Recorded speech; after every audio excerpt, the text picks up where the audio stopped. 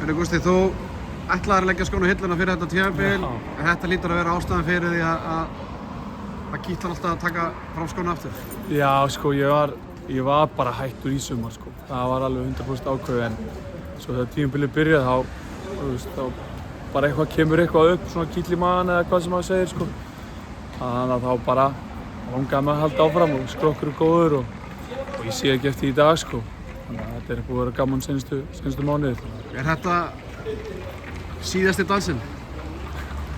Eftir seinustu sumar veit ég ekki hvað ég ætla að svara strax. Það kemur bara í ljós. Skrokkurinn er góður? Skrokkurinn er góður, þannig að mér líður vel. Hvernig leggst þetta í þig eftir að hafa verið nýbúinn að klára náttúrulega svakra einvígi á móti nágrannanum og að fara núna í næsta risa einvígi? Það er bara gaman, það er ástæðan fyrir maður í þessu. Það er að spila stóru og skemmtilega leikina, hvort þessi Valur, Haukar eða hver sem er, sko. Þú vilt spila þessa leiki, þannig að það leggst bara ekkert eðlilega vel í okkur, sko.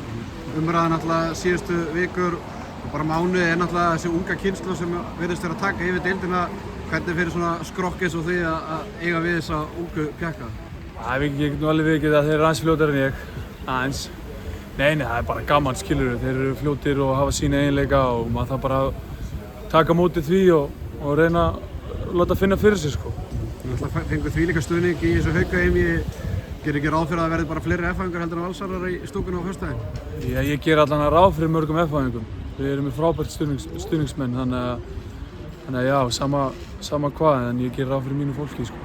Hvað svona, við hvernig leik býstu núna bara strax á föstudaginn og einvígi, ertu að líka svo eitthvað við Hauka-einvígi eða gerir ráð fyrir kannski hraðara einvígi?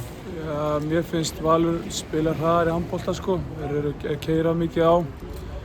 Þannig að já, mögulega verður þetta aðeins hraðari, en samt sem áður þá verðum við bara að reyna að koma veg fyrir það og annars er þetta bara 50-50 handbolti, sko.